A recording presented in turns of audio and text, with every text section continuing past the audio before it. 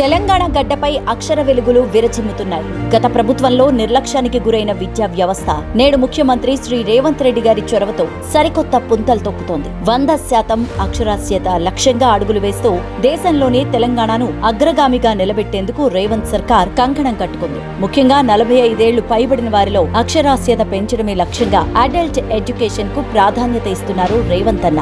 గడిచిన కొన్నేళ్లుగా శూన్యంగా ఉన్న అడల్ట్ ఎడ్యుకేషన్ విభాగం 2025-26 నాటికి ఏకంగా 6,31,000 మందితో కళకళలాడుతోంది. కేవలం అక్షరాస్యతే కాదు, పునాది స్థాయి విద్యలోనూ అద్భుత ప్రగతి సాధించింది. తెలుగులో 4 రెట్లు, ఇంగ్లీష్లో 7 రెట్లు మెరుగైన ఫలితాలతో తెలంగాణ విద్యార్థులు జాతీయ స్థాయిలో సత్తా చాటుతున్నారు. ఇది మాటల ప్రభుత్వం కాదు, చేతల ప్రభుత్వమని రేవంత్ రెడ్డి నిరూపిస్తున్నారు. కేవలం బోధనే కాదు, పర్యవేక్షణలోనూ రేవంత్ సర్కార్ సరికొత్త రికార్డు సృష్టించారు. పెద్దపల్లి జిల్లాలో ప్రవేశపెట్టిన అకాడమిక్ ప్యానెల్ ఇన్స్పెక్షన్ ద్వారా బోధనా పద్ధతుల్లో 20% పైగా వృద్ధి నమోదైంది. అలాగే కేంద్ర నిధులను వినియోగించుకోవడంలో గతంలో 17వ స్థానంలో ఉన్న తెలంగాణ నేడు దేశంలోనే నెంబర్ 1 స్థానానికి చేరింది అంటే అది కేవలం రేవంత్ గారి సమర్థవంతమైన నాయకత్వమే కారణం.